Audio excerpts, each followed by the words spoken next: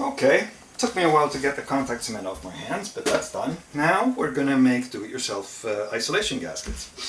There's a fair bit of debate as to the merits of iso gaskets. Of course, the marketing message is that they isolate the resonance of the drum shell from the metal parts so as to not introduce resonance of the metal parts, which of course are not going to have the same kind of sound as the shell.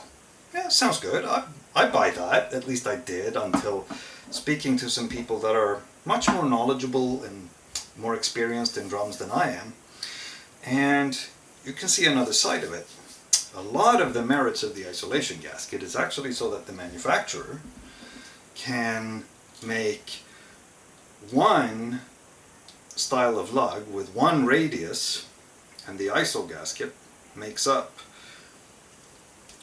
one radius, and the iso gasket makes up for the difference in radius. You know what? That's a benefit to us do-it-yourselfers as well.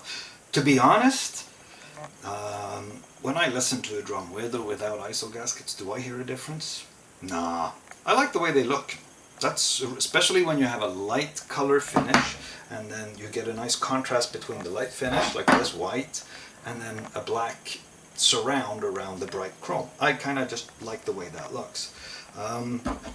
I will say though that I think that, I'm going to talk about this while I go ahead and get started because it's all self-explanatory. I don't really need to explain what I'm doing.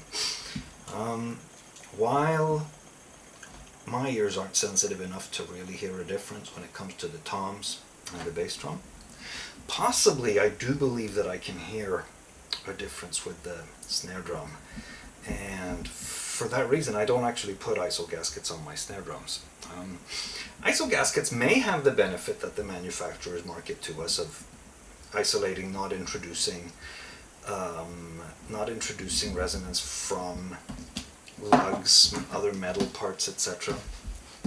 But in doing so, it means that that resonance is absorbed in the iso gasket.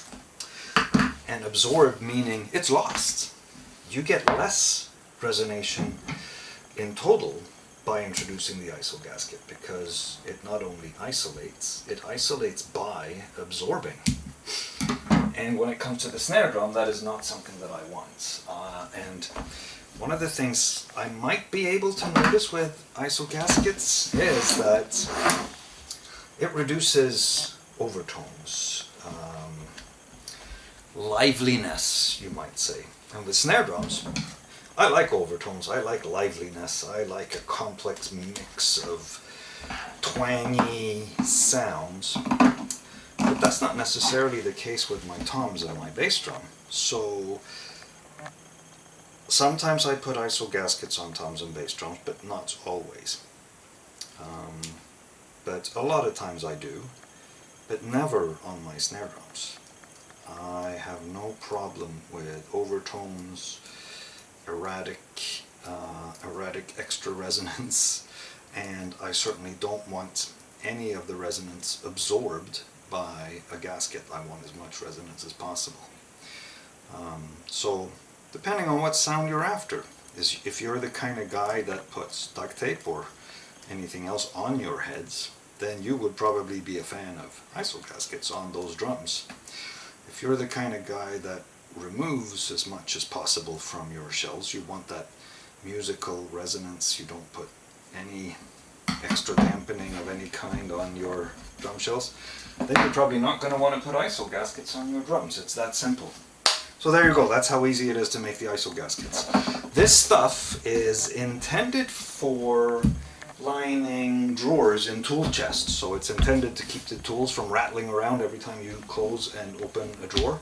It's perfect for making iso gaskets, but you can also use craft foam, you can use inner tube, tire inner tubes. There's a lot of things you can use to make iso gaskets out of. Use your imagination. And hey, they don't have to be black. Maybe with a darker wrap like we're doing on these drums, maybe something not so black would have been better. Yellow, I don't know, red. Try something else. There we go, that's iso gaskets. I'll be back momentarily.